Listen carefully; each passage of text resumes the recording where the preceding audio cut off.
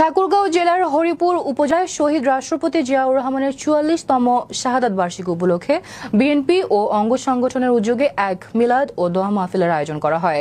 বাংলাদেশের স্বাধীনতার ঘোষক, বহুদলীয় গণতন্ত্রের প্রবক্তা ও আধুনিক রাষ্ট্রনায়ক শহীদ প্রেসিডেন্ট জিয়াউর রহমানের আত্মত্যাগকে স্মরণ করে সকাল থেকে উপজেলার বিভিন্ন ইউনিয়ন থেকে নেতাকর্মীরা দলে দলে হরিপুর উপজেলা বিএনপির পার্টি অফিস প্রাঙ্গণে জড়ো হতে থাকেন। অনুষ্ঠানের শুরুতে পবিত্র কোরআন তেলাওয়াত করা হয়।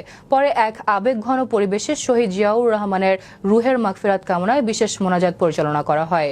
পুরো অনুষ্ঠান জুড়ে ছিল শোক ও শ্রদ্ধার এক অনন্য আবহ। বক্তারা তাদের বক্তব্যে শহীদ জিয়ার দেশপ্রেম, দূরদর্শিতা ও সাহসিক নেতৃত্বের কথা স্মরণ করেন। তারা বলেন, জাতির সংকটময় মুহূর্তে স্বাধীনতার ঘোষণা দিয়ে তিনি মুক্তিযুদ্ধের দিক নির্দেশনা দিয়েছিলেন। তার বলিষ্ঠ নেতৃত্বে জাতি একটি স্বাধীন রাষ্ট্রের স্বপ্ন দেখতে শুরু করে। অনুষ্ঠানে উপস্থিত ছিলেন করিমুল হক মঞ্জু, মোহাম্মদ ইসমাইল হোসেন, আবু তাহের, অ্যাডভোকেট ইব্রাহিম, তরিকুল ইসলাম, জাহিদ হাসান উজ্জ্বল, সোহেল, তানবীর সহ হরিপুর উপজেলা বিএনপি যুবদল, ছাত্রদল, স্বেচ্ছাসেবক দল, মহিলা দল ও অন্যান্য অঙ্গ ও সহযোগী সংগঠনের বিপুল সংখ্যক নেতাকর্মী। তারা বলেন, জাতির সংকটময় মুহূর্তে স্বাধীনতার ঘোষণা দিয়ে তিনি মুক্তিযুদ্ধের দিক নির্দেশনা দিয়েছিলেন। তার বলিষ্ঠ নেতৃত্বে জাতি একটি স্বাধীন রাষ্ট্রের স্বপ্ন দেখতে শুরু করে।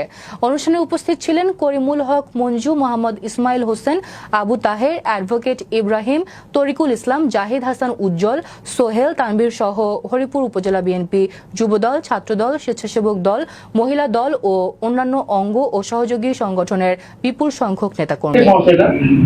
তারপর আমাদের সোচ্চার থাকতে হবে। আমাদের আজকে যে ৪৪ কাজ পালন করছি জিয়াউর রহমানের, তার আদর্শে আমাদেরকে চলতে হবে। আমরা কিসের জন্য এই ১৭ বছর আন্দোলন সংগ্রাম করলাম? আমরা আন্দোলন সংগ্রাম করলাম গণতন্ত্র পুনঃপ্রতিষ্ঠার জন্য। আমরা আন্দোলন সংগ্রাম করলাম ভোট চোরদের বিরুদ্ধে। আমরা আন্দোলন সংগ্রাম করলাম ঘুষের বিরুদ্ধে, দুর্নীতির বিরুদ্ধে, এখন চাঁদাবাজির বিরুদ্ধে। এখন যদি আমরাই সে সমস্ত কাজে জড়িয়ে পড়ি, ঠিক না? তাহলে তো আমরা কি করলাম? আমরা যেটা আমরা মুনাফিক হয়ে যাচ্ছি। তাহলে আমরা যার জন্য আন্দোলন করলাম, এরা দুইজন আমাদের বিএনপিকে দেখভাল করবে, এরকম কিন্তু আমাদের কিছু না। আমরা এখন এটা আমরা এক ধরনের দিশাহারা যে আমাদের এমপি প্রার্থী কি হবে। আমরা ইতিপূর্বে আমরা জোটের প্রার্থী নির্বাচন করে আসছি দীর্ঘদিন থেকে। আমাদের মানে এই জেনারেশন, যে নতুন জেনারেশন, এরা বিএনপি কোন প্রার্থী পারি এখন ভোট দেওয়ার মতো। আমাদের এটা জেলা থেকে আমরা যদি সেটাই জড়ে যাই, কিন্তু আসলে আমরা জোড়াই না। আমাদের মাঝে কিছু মুখোশধারী লোক, তারা জড়াচ্ছে, যারা আমাদের আশপাশে আছে, তারাকে নিয়ে আমরা রাজনীতি করছি। তারাই সংখ্যায় কম হতে পারে, এই সমস্ত লোকেরাই এই দুর্নীতির সাথে জড়িয়ে আছে। আজ এই সমস্ত লোকেরাই বিএনপির কলঙ্ক বয়ে আনছে। এই সমস্ত লোকেরাই দলের ক্ষতি করছে, দেশের ক্ষতি করছে, জাতির ক্ষতি করছে। আগামী দিনের ভবিষ্যতে প্রজন্ম, এই নতুন প্রজন্মকে ধ্বংসের পায়তারা করছে। এরা আমাদের দলে ঢুকে, এদের থেকে আমরা সাবধান থাকবো। এদেরকে আমরা খুব সুন্দরভাবে বলে দিতে চাই। আমাদের শফিকুল যেমন বলেছিলাম, আমরা তাদেরকে নিয়েও রাজনীতি করবো। তারা সবসময় পিছনে কাতারে থাকে, তারা যেন সামনের কাতারে আছে। তারা যেন আমাদের ঘাট ধাক্কাতে পিছনে বলতে না, তারা সচেতন হবে।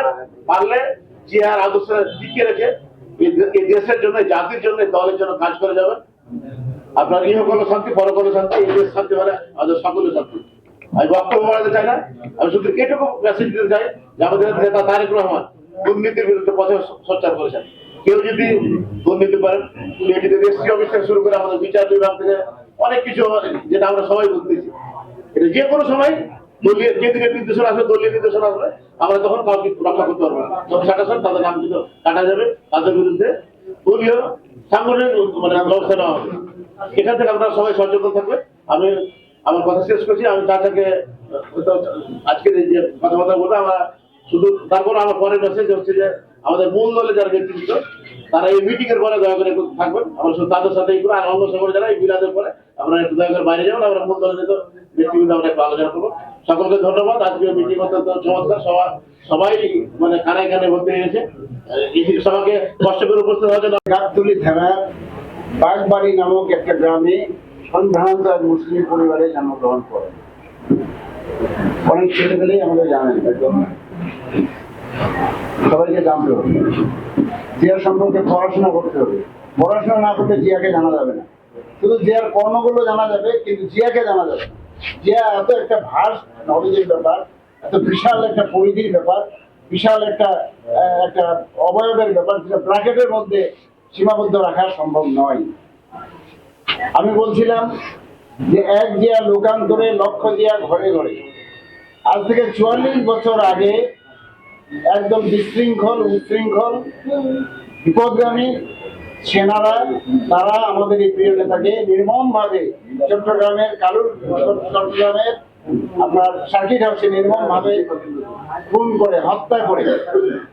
আমাদের বক্তারা বলেছেন যে উনি সেদিন একটা রাজনৈতিক মিটিং এ গিয়েছিলেন, পরের দিন কিছু রাজনৈতিক মিটিং ছিল। সে সময়ে বিএনপির মহাসচিব ছিলেন ডক্টর বদরুদ্দোজা চৌধুরী, ডাক্তার বদরুদ্দোজা চৌধুরী, যিনি পরবর্তীতে আমাদের রাষ্ট্রপতি হয়েছিলেন। পাশাপাশি রুমে ছিলেন ঘূর্ণাক্ষর টের পান নাই সিভিল কিংবা কোনো গোয়েন্দা বাহিনী তাকে কখনোই বলে দেয় নাই যে আপনার উপরে অতর্কিত হামলা হতে পারে, আপনি সচেতন হন। তবে তার আগেও বলে নেওয়া দরকার যে তাকে বহুবার সচেতন করা হইতো, বহুবার জনসভায় যাওয়ার আগে তাকে ওয়ার্ন করা হতো, কিন্তু তিনি মানুষের সঙ্গে এতটাই মিশে গিয়েছিলেন, সাধারণ মানুষের সঙ্গে এতটাই কর্দমাক্ত হয়ে গিয়েছিলেন যে তার খাল কাটা কর্মসূচির মধ্যে যদি আপনারা ঢুকেন, সেই ভিডিওগুলো এখনো পাবেন। সেই ভিডিওগুলোতে যদি দেখেন তাহলে দেখতে পাবেন যে জিয়াউর রহমান এবং একজন সাধারণ কৃষকের মধ্যে আদৌ বস্তুত কোনো পার্থক্যই ছিল না। আমরা সেই রকম একজন নেতার আজকে শাহাদাত বার্ষিকী পালন করছি। তিনি আমাদের বক্তারা বলেছেন তিনি মরে যান নাই, তাকে হত্যা করা হয়েছে, নির্মমভাবে খুন করা হয়েছে। আপনারা সবাই জানেন যে 1971 সালে আমাদের দেশের স্বাধীনতা নিয়ে বিশাল সংগ্রাম তৈরি হয়েছিল পশ্চিমাদের সঙ্গে, পাকিস্তানিদের সঙ্গে। সেই সময়ে শেখ মুজিবুর রহমান আওয়ামী লীগের নেতৃত্বে এই দেশকে স্বাধীনতার পক্ষে নেতৃত্ব দিচ্ছিলেন। কিন্তু হঠাৎ করেই ইয়াহিয়ার সঙ্গে তার বৈঠক যখন ভেঙে গেল, তখন তিনি চুপসে গেলেন, তিনি নেতৃত্ব থেকে সরে আসলেন।